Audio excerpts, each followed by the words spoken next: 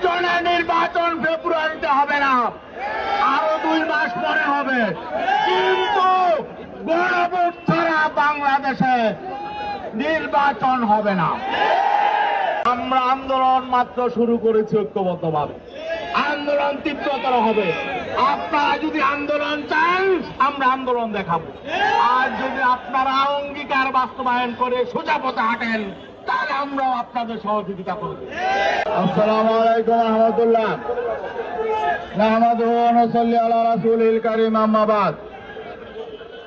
সংগ্রামী বন্ধুগণ, সাংবাদিক ভাইরা, 2024-এর জুলাই বিপ্লব এবং 5 আগস্টের অভ্যুত্থান পরবর্তী আমাদেরকে রাস্তায় নেমে আন্দোলন করতে হবে, দাবি আদায়ের জন্য সংগ্রাম করতে হবে, এটা আমরা ভাবি নাই। কিন্তু এই অন্তর্বর্তীকালীন সরকার আমাদেরকে দাবি আদায়ে আন্দোলনের রাজপথে নামতে বাধ্য করেছে। তাদের 3টা অঙ্গীকার ছিল, আমরা শুধু বলতে চাই আপনারা আপনাদের অঙ্গীকার পালন করুন। 1 নাম্বার, তারা রাষ্ট্র সংস্কার করবে, আর রাষ্ট্র সংস্কারের জন্য সংস্কার কমিশন হয়েছিল, ঐক্যমত্য কমিশন হয়েছে, জুলাই সনদ হয়েছে, জুলাই সনদ স্বাক্ষরিত হয়েছে, জুলাই সনদের বাস্তবায়ন আদেশের জন্য সকল রাজনৈতিক দলগুলো একমত হয়েছে, গণভোটের ব্যাপারে একমত হয়েছে। এখন গড়িমসি কিসের? আগামী 10 তারিখের মধ্যে জুলাই সনদের বাস্তবায়ন আদেশ না হলে ঢাকা শহর আমরা লোকারণ্য করে সমাবেশ করবো ইনশাল্লাহ। আর গণভোটের তারিখের মধ্যে ঘোষণা করতে হবে। নির্বাচনের সাথে গণভোট হবে না, একসাথে তফসিল হবে না, গণভোটের তফসিল আগে হবে। আর আমরা বলেছিলাম নভেম্বরের মধ্যে গণভোট দিতে, আপনারা গড়িমসি করে সময় যাপন করেছেন। এখন যদি নভেম্বরে দিতে না পারেন, যেদিনই দেন নির্বাচন আগে দিতে হবে। প্রয়োজনে নির্বাচন ফেব্রুয়ারিতে হবে না, আরো 2 মাস পরে হবে, কিন্তু গণভোট ছাড়া বাংলাদেশে নির্বাচন হবে না।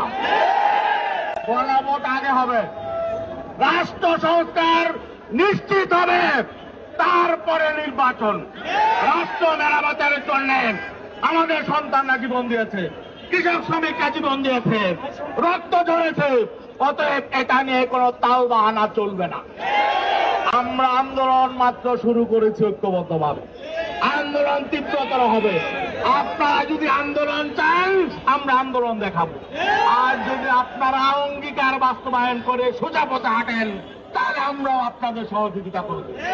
অতএব আজকে স্মারকলিপি দিয়ে আমরা মেসেজ দিচ্ছি, আগামী 10 তারিখের মধ্যে এগুলো ফায়সালা করুন।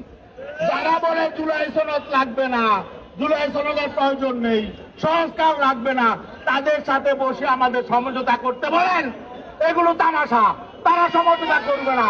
যারা সংস্কার চায় না, যারা অতীত কর্তৃত্ববাদী আবার ফিরিয়ে আনতে চায়, যারা রাষ্ট্রটাকে বিশ্বের বুকে 1 নম্বর দুর্নীতিগ্রস্ত করতে চায়, তাদের সাথে আমাদেরকে বসে সমঝোতার কথা বলবেন না। প্লিজ আপনারা সোজা পথে হাঁটুন, আর নয়তো যেই জনতা এত ফেসিবাদী মহাশক্তিকে হটিয়েছে তারা কিন্তু নতুন সিদ্ধান্ত নেবে। ধন্যবাদ সবাইকে।